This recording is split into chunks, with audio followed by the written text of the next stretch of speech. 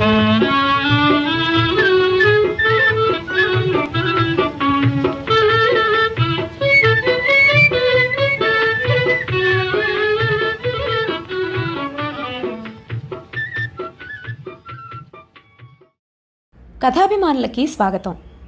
ఈరోజు వినబోయే కథ ఓడిపోయిన సంస్కారం. సుప్రసిద్ధ సాహితీ విమర్శకులు, అనువాదకులు, పాత్రికేయులు, సంపాదకులు, రచయిత, రారాగా ప్రసిద్ధి చెందిన రాచమల్లు రామచంద్రారెడ్డి గారి రచన ఇది.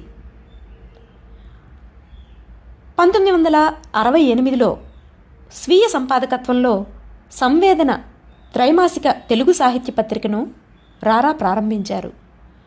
7 సంచికలు మాత్రమే వెలువడినా ఆనాటి సాహిత్య రంగంలో గొప్ప గుర్తింపును పొందింది.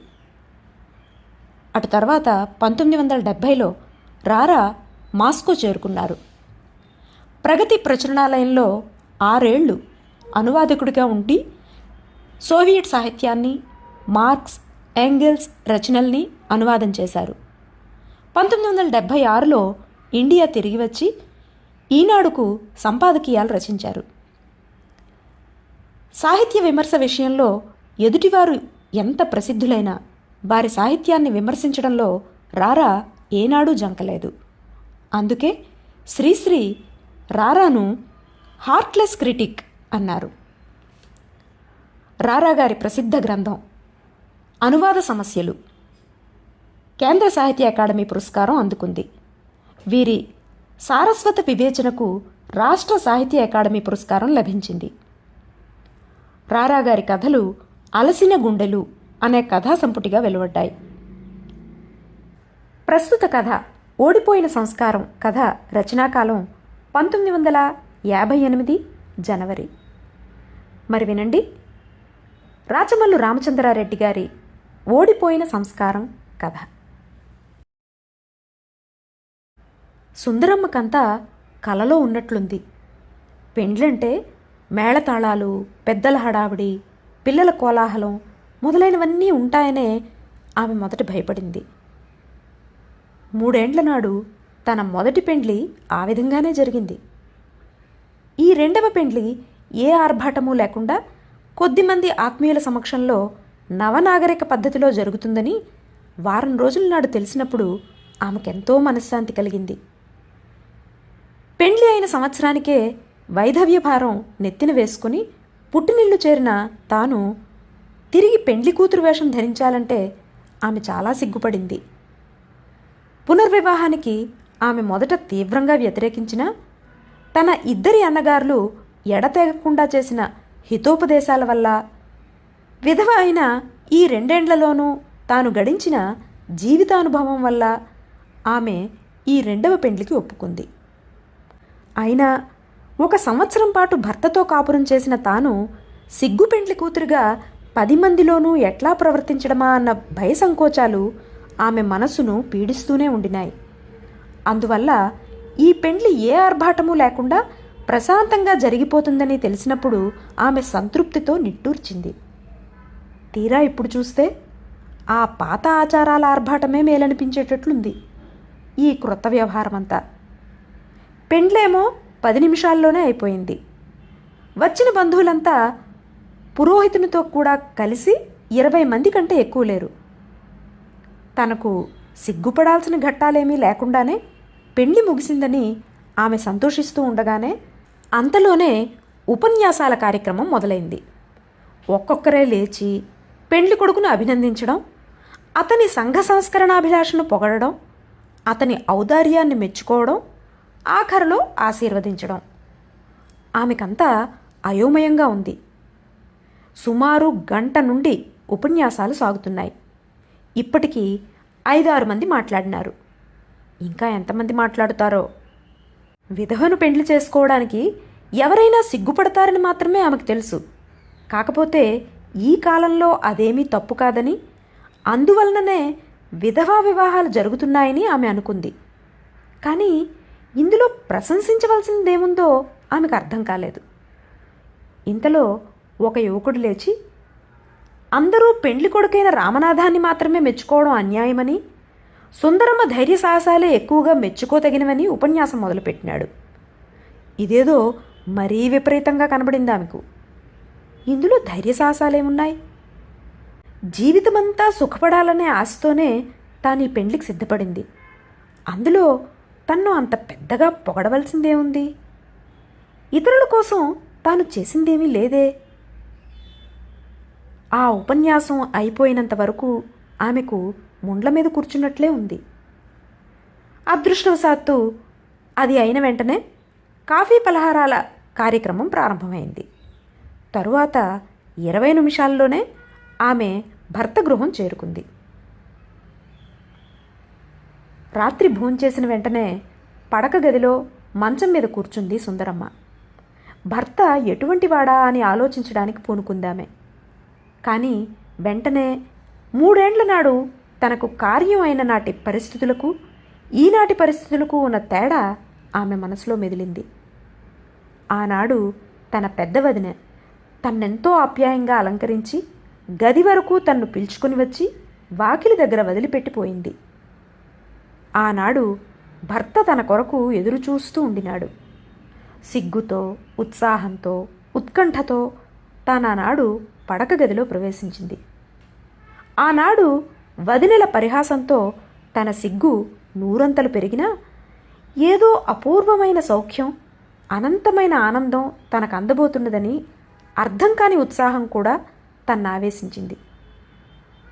ఈనాడు తన్ను అలంకరించేవాళ్ళు లేరు, పరిహసించేవాళ్ళు లేరు, ఆ సిగ్గు లేదు, ఆ ఉత్సాహము లేదు. ఈనాడు తానే వచ్చి పడక గదిలో భర్త కొరకు ఎదురుచూస్తూ కూర్చుంది. ఈనాడు తనకు కలగబోయే సుఖం యొక్క స్వరూపం తెలుసు. అందువలన ఆనాటి ఉత్కంఠ లేదు.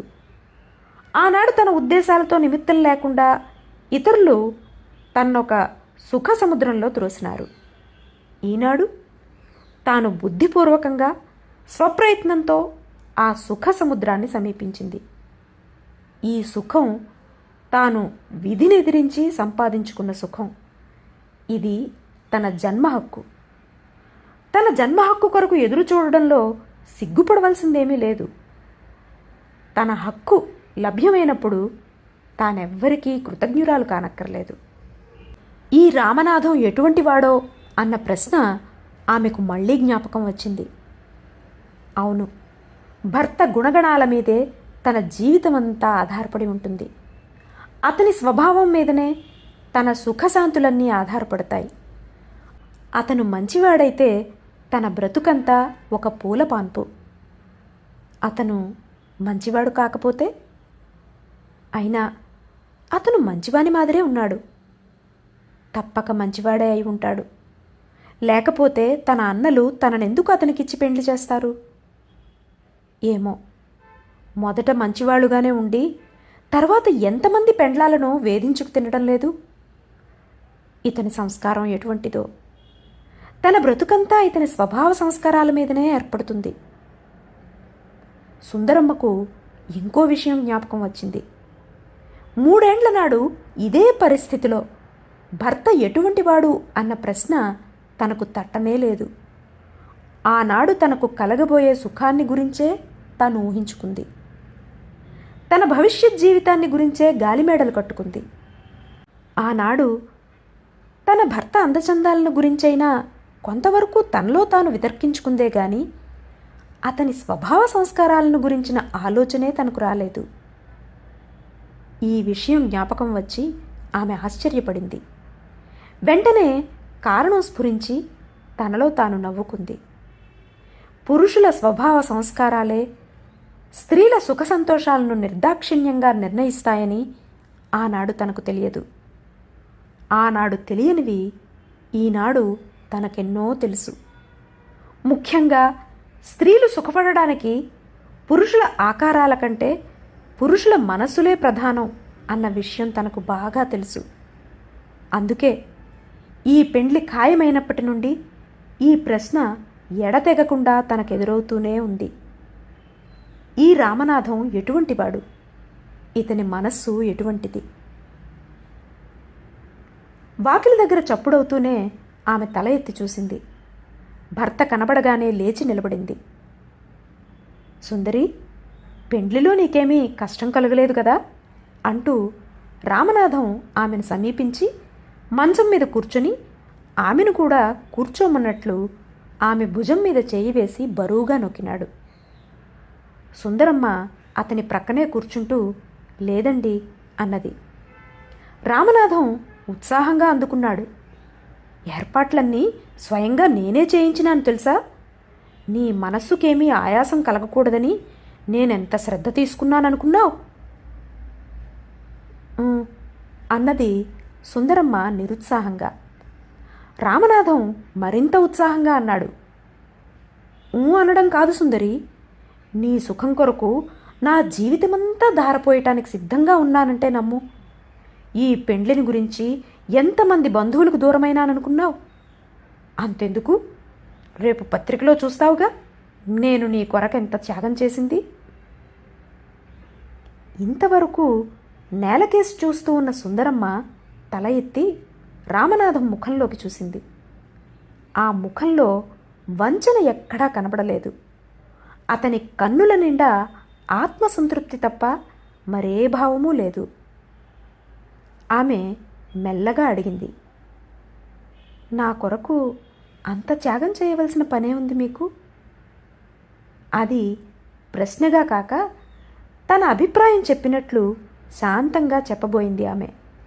కానీ మధ్యలో అప్రయత్నంగా కంఠం వణికి అది ప్రశ్నగా ధ్వనించింది. తనకు తెలియకుండానే తనలో కలిగిన ఆవేశానికి సిగ్గుపడి ఆమె మళ్ళీ తల వంచుకుంది.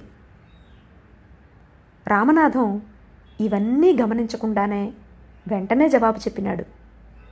అదేం మాట సుందరం, మానవులన్న తర్వాత ఆదర్శాల కొరకు త్యాగం చేయకపోతే ఎట్లా?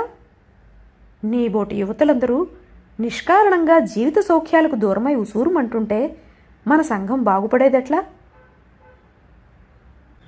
సుందరమ్మ మౌనంగానే ఉంది. అతని మనస్సును అర్థం చేసుకోవడానికి ఆమె ప్రయత్నిస్తూ ఉంది. ఈ మనిషికి నన్ను సుఖపెట్టాలని ఇంత తాపత్రయం ఎందుకో? తాను సుఖపడాలనే ఆశ ఇతనికి ఏ కోసానా లేదా? ఆమె ఆలోచనలు రామనాథం సాగనివ్వలేదు. 2 చేతులతోనూ ఆమె ముఖం తన వైపుకు తిప్పుకొని అతనన్నాడు, ఇటు చూడు సుందరం, ఈ పెండ్లి కాకుండా ఉంటే నీ జీవితమంతా ఎట్లుంటుందో ఊహించుకున్నావా? నేను త్యాగం చెయ్యకపోతే నీ బ్రతుకులోని చీకటంతా తొలగిపోయేదెట్లా? అతని కన్నుల్లోకి చూస్తూ ఉన్న సుందరమ్మ కనురెప్పలు వాల్చి విచారంగా చిరునవ్వు నవ్వింది. రామనాథం ఆమె చిరునవ్వును మాత్రమే చూసినాడు. ఆ చిరునవ్వులోని విచారాన్ని గమనించే స్థితిలో లేడు అతను. చూడు, ఇప్పుడు నీ బ్రతుకంతా వెన్నెలయింది. నా త్యాగమంతా నీ చిరునవ్వు రూపంలో ఫలించినందుకు నాకెంత ఆనందంగా ఉందనుకున్నావు అని అన్నాడు సంతృప్తి, సంతోషం నిండిన కంఠంతో. సుందరమ్మకు ఒక్కసారిగా భవిష్యత్తంతా అంధకారమయమైంది. ఇంత త్యాగం జీవితం అంతా మోసే శక్తి నాకు లేదు అని బిగ్గరగా అరవాలనుకుంది. ఆమె దిగ్గున లేచి నిలబడింది. అంతలోనే తన అసహాయత మెరుపు వలె ఆమె మనసులో తోచింది. కళ్ళు తుడుచుకుంటూ రామనాథం పాదాల దగ్గర నేల మీద కూర్చుని, మీ త్యాగానికి తగిన యోగ్యత నాకు కలిగేటట్లు ఆశీర్వదించండి అని గద్గద కంఠంతో పలికింది. ఇది ఓడిపోయిన సంస్కారం. ఇది ఈసారికి. వచ్చేసారి మరో మంచి కథతో కలుద్దాం. అంతవరకు సెలవు. నమస్కారం.